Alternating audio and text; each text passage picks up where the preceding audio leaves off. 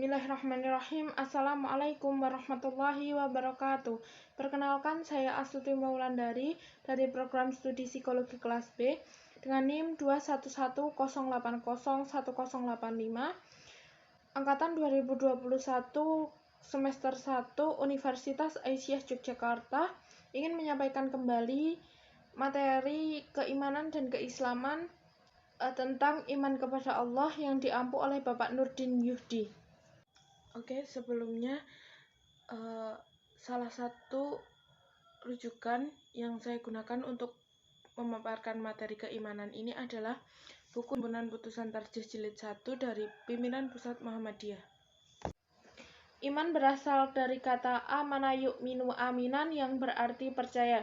Sedangkan secara istilah, para ulama mendefinisikan dengan tasdikun bil qalbi wa qaulun bil lisani wa amal bil arkan, yang artinya meyakini dengan hati lalu diucapkan dengan lisan, kemudian diwujudkan atau diamalkan dengan perbuatan. Iman membutuhkan pembuktian sebagaimana yang telah dijelaskan dalam Quran surat Al-Baqarah ayat 43 yang berbunyi A'udzubillahi minasyaitonirrajim wa aqimus sholata wa atuz zakata warka'u ma'ar raki'in, yang artinya dirikanlah sholat, tunaikanlah zakat, dan rukuklah bersama orang-orang yang rukuk. Iman kepada Allah merupakan iman yang paling pertama. Jadi menjadi hal prioritas yang wajib kita imani. Berdasarkan pengertian iman di atas, dapat disimpulkan bahwa iman kepada Allah adalah meyakini dengan hati bahwa Allah itu ada dengan segala keagungan dan kesempurnaannya, lalu diakui dengan lisan dan dibuktikan dengan amal perbuatan di dunia nyata.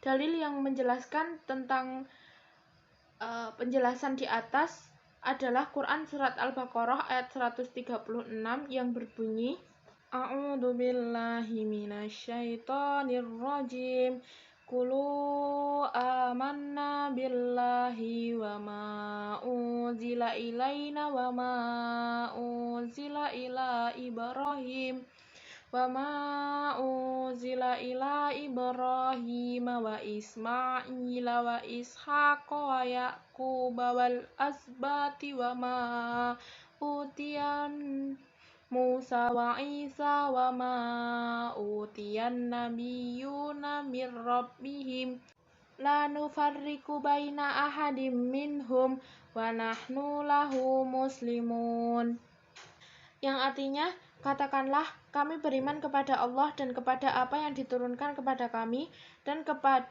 apa yang diturunkan kepada Ibrahim, Ismail, Ishak, Yakub dan cucunya, dan kepada apa yang diturunkan kepada Musa dan Isa, serta kepada apa yang diberikan kepada nabi-nabi dan Tuhan mereka.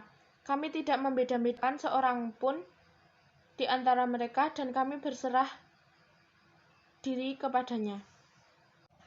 Ada banyak contoh perilaku iman kepada Allah yang dapat kita lakukan di kehidupan sehari-hari.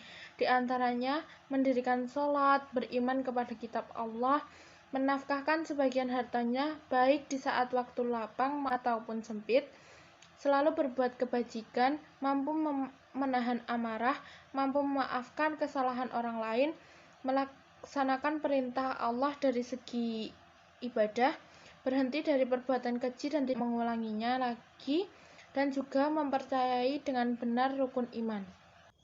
Hal-hal yang dapat meningkatkan iman kepada Allah diantaranya yang pertama, memperbaiki sholat. Hal mengenai sholat juga disampaikan dalam Quran surat Al-Ankabut ayat 45 yang berbunyi A'udzubillahi minasyaitonirrajim Utlu ma uhiya ilaika minal kitabi wa aqimis sholah Innas sholata tanha anil fahsya'i wal munkar waladzikrullahi akbar wallahu ya'lamu ma tasna'un, yang artinya bacalah kitab Al-Quran yang telah diwahyukan kepada Muhammad dan laksanakanlah sholat. Sesungguhnya sholat itu mencegah dari perbuatan keji dan mungkar. Dan ketahuilah mengingat Allah itu lebih besar keutamaannya daripada ibadah yang lainnya. Allah mengetahui apa yang kamu kerjakan. Yang kedua yaitu mentadaburi Al-Quran. Hal ini sebagaimana Allah jelaskan dalam Quran surat Yunus ayat 37 yang artinya, dan tidak mungkin Al-Quran dibuat-buat oleh selain Allah, tetapi Al-Quran membenarkan kitab-kitab sebelumnya dan menjelaskan hukum-hukum yang telah ditetapkan. Tidak ada keraguan di dalamnya, diturunkan oleh Tuhan seluruh alam. Yang ketiga yaitu berkumpul dengan orang soleh. Yang keempat membaca buku-buku Islam. Yang kelima mempelajari ilmu pengetahuan sebagaimana firman Allah dalam Quran surat Al-Hajj ayat 8. Yang keenam mentadaburi alam semesta. Hal ini juga disampaikan dalam Quran surat Al-Fusilat ayat 32. Yang ketujuh mencari informasi manfaat atau dampak dari perintah Allah. Yang kedelapan melakukan evaluasi diri. Yang kesembilan menjauhi lingkungan yang buruk. Dan yang terakhir tidak terlena dengan kehidupan dunia. Yang selanjutnya saya akan menyampaikan sedikit mengenai tauhid. Tauhid yaitu mengesahkan Allah. Tauhid ini merupakan pondasi awal untuk seseorang bisa dianggap sebagai hamba. Tauhid ada 3 macam, yaitu tauhid rububiyah, tauhid uluhiyah, dan tauhid asma wa sifat. Di sini saya akan menjelaskan 3 macam tauhid tersebut. Yang pertama yaitu tauhid rububiyah. Tauhid rububiyah berarti mentauhidkan segala apa yang dilakukan Allah Subhanahu wa taala, baik mencipta, memberi rizki, menghidupkan dan mematikan, serta bahwasanya Dia adalah raja, penguasa, dan yang mengatur segala sesuatu.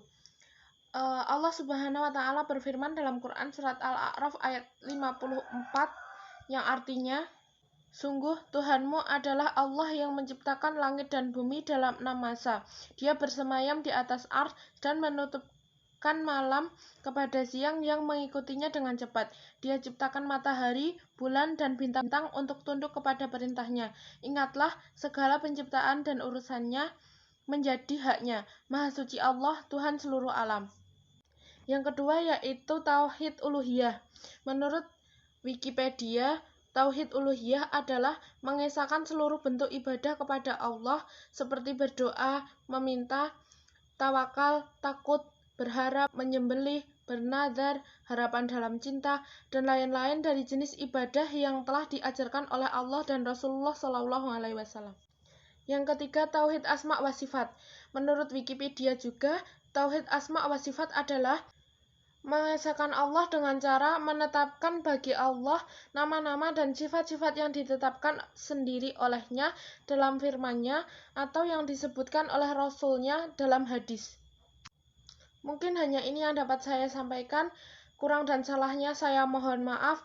Nun wal qalami wa mayasturun fastabiqul khairat. Wassalamualaikum warahmatullahi wabarakatuh.